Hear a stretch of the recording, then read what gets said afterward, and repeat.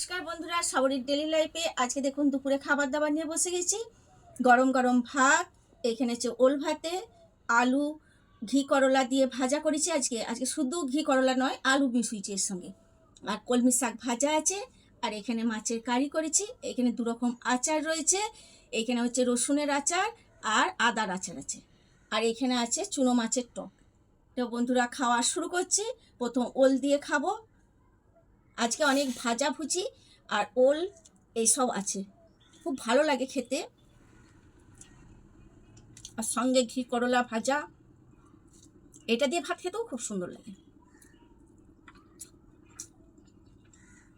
দারুণ দারুণ। আর কলমি শাক ভাজা আর একটা কাঁচা লঙ্কা রয়েছে।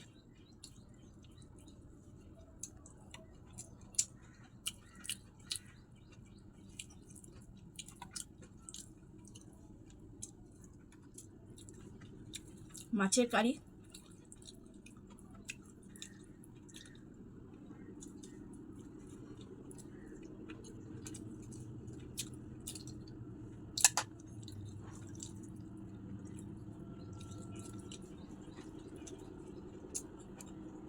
দারুণ।